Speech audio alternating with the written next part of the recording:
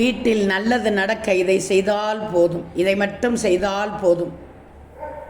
முகம் பார்க்கும் கண்ணாடி வட்ட வடிவில் இருந்தால் நிச்சயமாக உங்கள் வீட்டில் பண வரவு அதிகரிக்கும், செல்வச் செழிப்பு கொழிக்கும். வீட்டை கழுவும் போது கல்லுப்பு போட்டு துடைத்தால் வாஸ்து பிரச்சனைகள் நிச்சயமாக வராது. வலம்புரி சங்கில் தண்ணீர் துளசி சேர்த்து வீட்டை சுற்றி தெளித்தால் கண் திருஷ்டி நீங்கும்.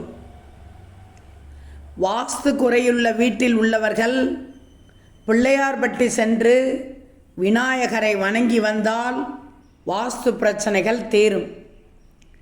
நவகிரக கோவிலுக்கு சென்று வந்தால் நவகிரக தோஷங்கள் நீங்கும். ஆக வீட்டில் நல்லது நடக்க, வீட்டில் நேர்மறை ஆற்றல் பிரதிபலிக்க மகிழ்ச்சியான மனநிலையுடன் செயல்படணும். இது குறிப்பாக பூஜையின் போது பின்பற்றப்படணும். பெண்கள் மங்களகரமாக அலங்கரித்து சிரித்த முகத்தோடு மகிழ்ச்சியான மனதோடு பூஜை செய்யணும். பூஜை அறையில் விளக்கேற்றும் போது மகிழ்ச்சியான மனநிலையோடு விளக்கேற்ற வேண்டும்.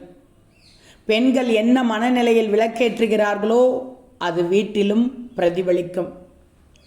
நினைத்த காரியங்கள் நல்லபடியாக நடக்க காலையில் எழுந்து குளித்து நெற்றியில் திருநீர் அணிந்து செல்லலாம். எந்த ஒரு வேலையை தொடங்கும் முன்பும் வெறும் வயிற்றுடன் செல்லாமல் சிறிது பால் அருந்தி செல்ல வேண்டும். ஆக நினைத்தவை ஈடேற, வீட்டில் நல்லது நடக்க,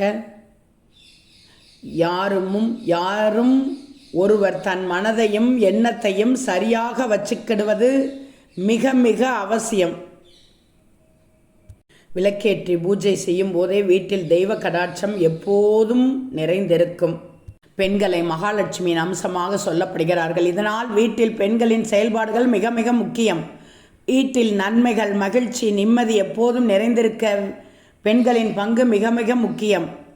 உங்களுடைய தினசரி வாழ்க்கையில் நீங்கள் எந்த மாதிரியான விஷயங்களை கடைபிடித்தால் வீட்டில் எப்போதும் நல்லது மட்டுமே நடக்கும் என்று தெரிந்து கொள்ளுங்கள். இந்த விஷயங்கள் பெண்கள் தினமும் கடைபிடித்தால் வீட்டில் எப்போதும் லட்சுமி கடாட்சம் நிறைந்திருக்கும். இறையருளால் தொட்ட காரியங்கள் அனைத்தும் வெற்றிகரமாக நடக்கும். தலைமுடியை கட்டாமல் அவிழ்த்துவிட்ட நிலையில் பெண்கள் விளக்கேற்றக்கூடாது. விளக்கேற்றும் போது கிழக்கு பார்த்து விளக்கேற்ற வேண்டும். பெண்கள் விளக்கேற்றும் போது வடக்கு பார்த்து நின்றபடி விளக்கேற்ற வேண்டும்.